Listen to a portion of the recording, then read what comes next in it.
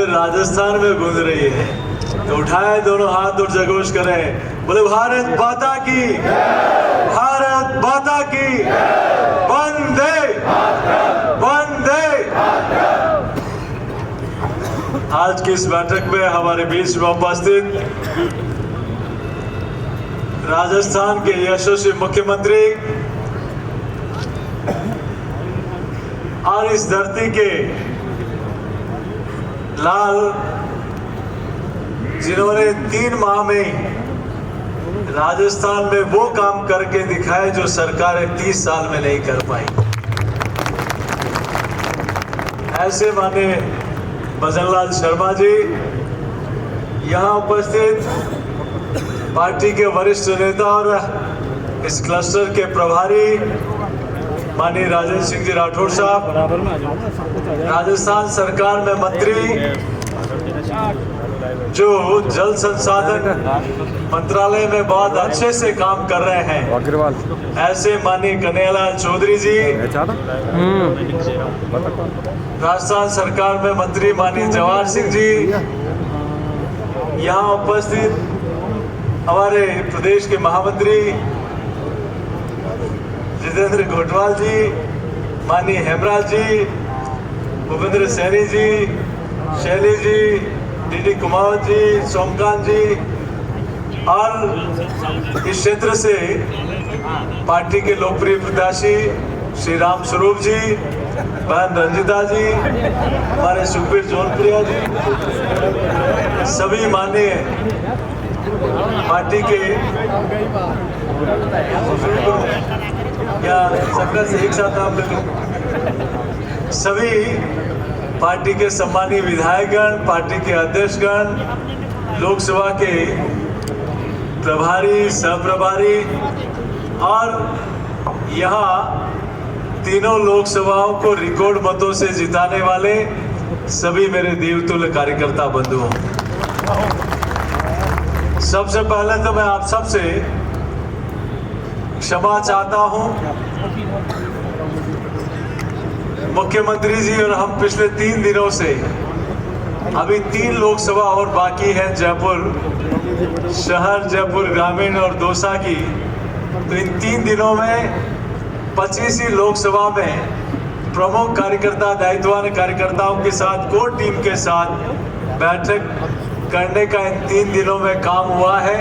तो यहाँ आपके बीच थोड़ा देरी से पहुँचे, इसके लिए मैं आप सबसे क्षमा चाहते हुए इतना ही कहूँगा कि भरतपुर की धरती, महाराजा सूरजमल की धरती से आप और हम सब लोग, और मैं इस धरती को भी प्रणाम करता हूँ, मेवाड़ की वीर शिरोमणि महाराणा प्रताप की धरती की ओर से महाराजा सूरजमल की धरती को वंदन करता हूँ, अभिनंदन करता हूँ।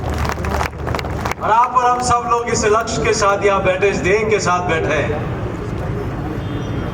मैं हमेशा कई बार कहता हूँ कि सत्ता की जननी अगर कोई होता है तो संगठन होता है, और संगठन की जननी अगर कोई होता है तो वो कार्यकर्ता होता है।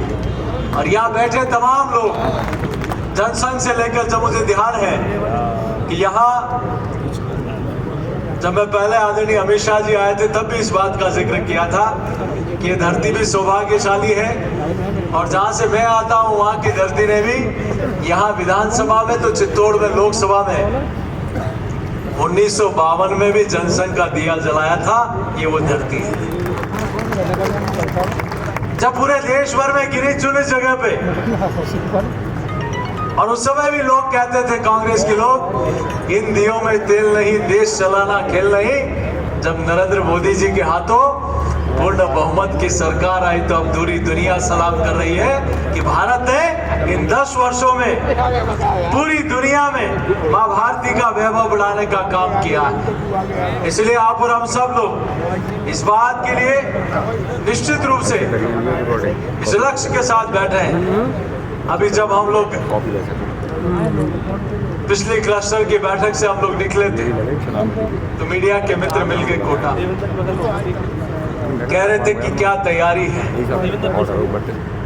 हमने कहा भारतीय जनता पार्टी और पार्टी के कार्यकर्ताओं से ज्यादा देश की जनता चल पड़ी है कि फिर एक बार मोदी सरकार। और वो क्यों हुआ? वो इसलिए हुआ कि 50-60 वर्षों में जिन लोगों ने देश में शासन किया उससे ज्यादा काम नरेंद्र मोदी जी की सरकार में 10 सालों में किया है। और यहाँ तो 3 महीने के अंदर मैं कई जगह कहता भी हूं कि जल का वह से बहुत गहरा रिश्ता है और वह से भगवान भी होता है तो वह से भारतीय जनता पार्टी भी होता है और वह से भागीरथ भी होता है तो वह से भजन लाल भी होता है। आप कल्पना करिए कि 30 वर्षों से जिन राजनीतिक पार्टियों ने भरतपुर भी होता है प्रदेश में कहा हाँ वह से भरतपुर भी होता है।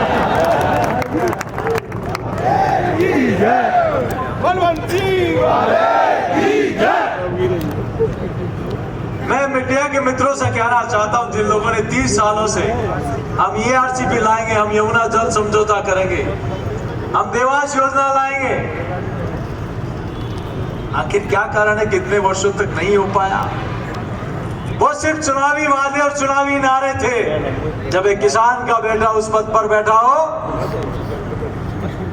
वो कहते हैं ना कि जाके पैर फटे ना भिवाई, वो क्या जाने पीर पराई। तो कांग्रेस के नेताओं ने दिल्ली से लेकर जयपुर तक उनको किसान और गरीब का दर्द नहीं पता, लेकिन एक साधारण किसान परिवार में जन्म लेने वाला जब प्रदेश का मुखिया बनता है तो अपनी प्राथमिकता में किसान को कैसे पानी की सप्लाई हो, वो पीने का भी शुद्ध पानी मिले, तो उसको इरिगेशन के लिए, सिंचाई के लिए भी पानी की पूर्ण व्यवस्था हो। ये काम ये करके दिखाया मात्र 3 महीने के अंदर माननीय मुख्यमंत्री जी पूरे राजस्थान की जनता की ओर से। और आपको आश्चर्य होगा, कांग्रेस के लोगों को आश्चर्य हो रहा है कि हो कैसे गया। हम तो सिर्फ चुनावी समय एक हथकंडा अपनाते थे कि हम आएंगे करेंगे, लेकिन इस व्यक्ति ने तो हरियाणा के साथ और मध्य प्रदेश के साथ एग्रीमेंट, आपको ध्यान है कि कांग्रेस की सरकार में तो कमलनाथ जी ने मना कर दिया, हम नहीं करेंगे। हरियाणा के साथ कभी बात नहीं हुई, लेकिन दोनों राज्यों ने कहा कि हम बैठ के इस काम को करेंगे और हस्ताक्षर करके दिखा दिया कि जो जहां चाह है वहां राह है। वो निश्चित रूप से इस बात को स्पष्ट करता है। मैं आपके बीच में ज्यादा लंबी चौड़ी बात नहीं करते हुए, चूंकि जयपुर जाना है, वहां भी बैठक है, 4-5 बात आपके बीच में करके अपनी बात को समाप्त करूंगा।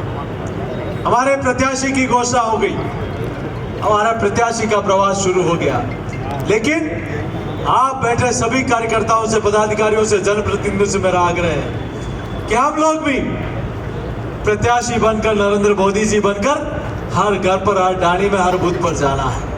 तैयार है उसके लिए? तैयार है। और सीना चौड़ा करके जाइए।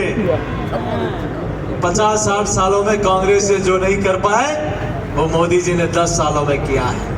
आप हर गांव डाणी में जाओगे तो वहां बैठा हर व्यक्ति कहेगा कि इन 10 वर्षों में मोदी जी ने मुझे आवाज दिया है। कोई कहेगा मुझे घर पे इज्जत घर मिला है, शौचालय मिलेगा। कोई कहेगा मेरा बैंक में आजादी के बाद पहली बार बैंक में खाता मिलेगा।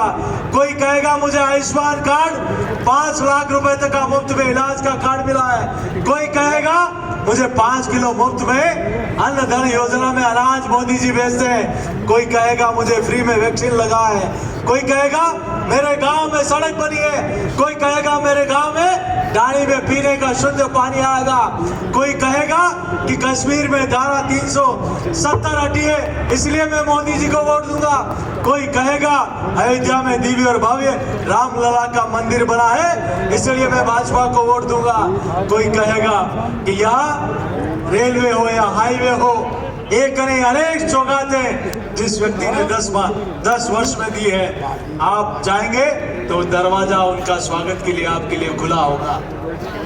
हम सब हर द्वार पर जाएं, यही प्रार्थना, यही अनुनय विनय हम सब लोग आपके बीच में करने आए हैं। तैयार है हम सब लोग? तैयार हैं? हर घर पर जाएंगे, हर बूथ पर जाएंगे, तीनों लोकसभा में कमल खिलाएंगे। तो यही प्रार्थना करते हुए कि हम सब लोग इस देश के साथ यहाँ से जाएंगे। बहुत बहुत धन्यवाद।